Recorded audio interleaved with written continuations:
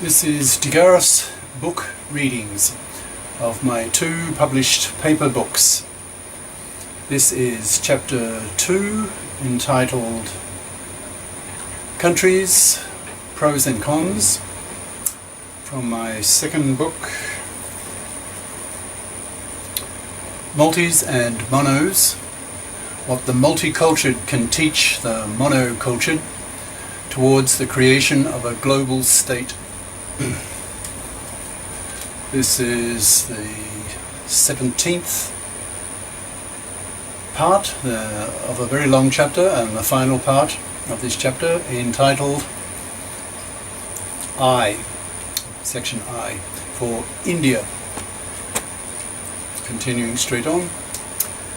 I, India. I was debating with myself whether I would include India in this list of countries whose pros and cons I have been discussing. My problem with India is that I have not lived there. I've not even been a tourist there, except for a brief plane stopover in Calcutta in the 1970s. My only sustained memory was staring into an Indian airline office window in sweltering heat with no air conditioning and seeing some Indian man shuffling, not walking, very, very slowly, carrying a single sheet of paper in his hand from one desk to another. Gosh, a human sloth, I remember thinking. I decided to include India because it may very well end up the dominant player this century.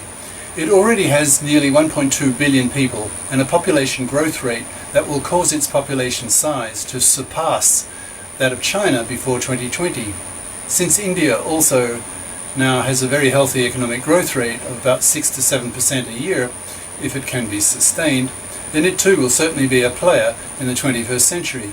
It may even become number 1 if China collapses. India has the advantage over China that is already a democracy due to its history of being a former colony of the US. If India can sustain its economic growth, it will inevitably surpass the size of the American and European economies due to its enormous population size and its greatly superior economic growth rate. The US economic growth rate averages about 3% per year, and Europe is not even that. India's other main advantage is that English is one of its official languages. With an increasingly global culture and the rise of English as the global language, India's natural linguistic talent with English will help it communicate globally. The big question as to whether India can become number 1 this century is whether it can compete with China's claim for that position. After all, China has a strong argument. Its population is currently bigger than India's, its standard of living is double that of India's, and the Chinese people appear to have more energy. My money is on China to become number 1, but I concede that a very plausible scenario exists that may stop China in its tracks, and that is that China may not be able to make its transition to democracy smoothly, leading to chaos, perhaps many deaths, and a collapse of its incredible economic growth rate. Ad-libbing now, I've said this before, but in these videos, when I wrote this, I was not aware of the average IQ of Indians, which is only 85. 85 is the world average IQ. So that can't compete. You know, when you have 1 billion people, average IQ of 85, you cannot compete with a country of a comparable population size as in China, which has an average IQ of 105. That's more than a standard deviation. That's 20 IQ points superior on average. So I don't see the Indians having they won't hold a candle to China. Even if China collapses temporarily in a pro-democracy war, as the government changes, the government type changes, it'll bounce back. It has to. It's just so much smarter than the Indians. The Indians are just average by world standards. The Chinese are the smartest large population country in the world. 20 IQ points superiority.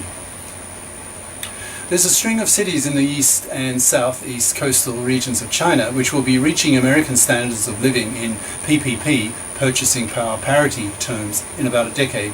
That is about now, as I read this and film it.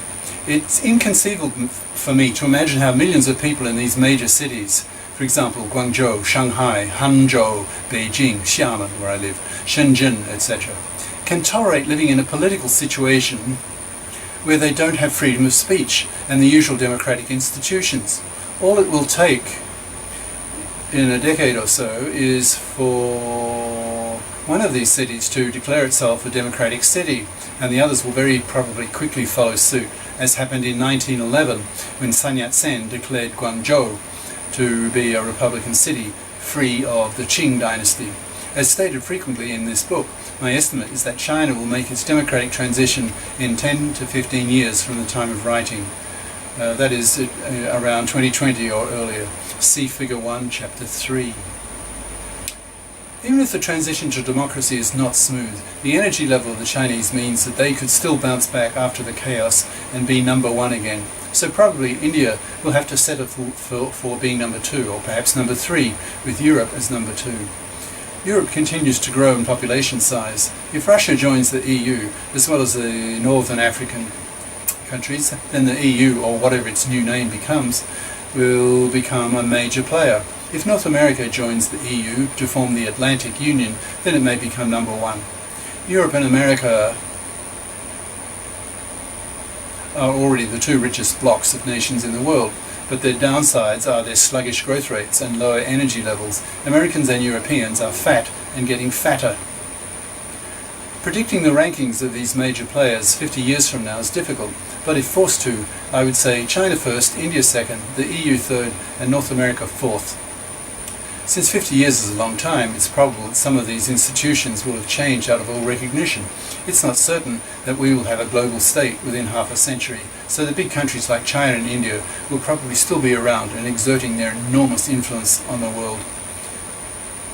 It's a pity that I have not even visited India yet to be able to write more authoritatively about the country, which unquestionably will be one of the 21st century's major players. I'll stop here because we have finished chapter 2. The next chapter, chapter 3, is called Countries, Lessons to be Learned. Ciao.